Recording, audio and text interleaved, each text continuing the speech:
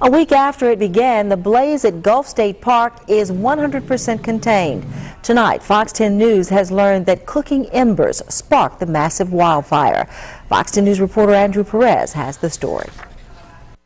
Crews have finally tamed the wildfire at Gulf State Park, and just in time for the busy 4th of July weekend. The blaze scorched just under 1,000 acres, forcing nearby campers to evacuate. Now, the superintendent of Gulf State Park tells me they already know how and where this fire started, as they suspected it was embers from one of these charcoal barbecues on the campgrounds that flew out and sparked the massive blaze. It all began at campsite 380. Officials say a regular at the campgrounds was using the grill and later placed a homemade cover over the charcoal. They say he left the grounds thinking his coals had cooled off, but embers jumped out into the brush and grew. Both park and fire officials say this shouldn't have happened. This is a rare occurrence. In fact, I've been here 23 years and I've never seen an ember come out of a grill.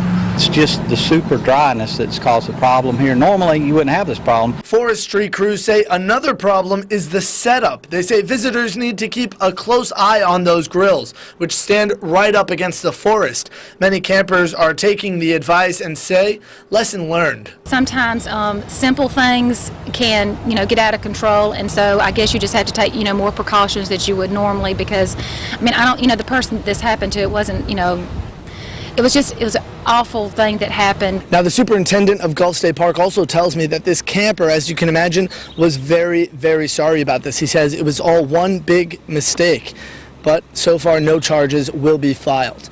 Reporting in Gulf State Park, Andrew Perez, Fox 10 News.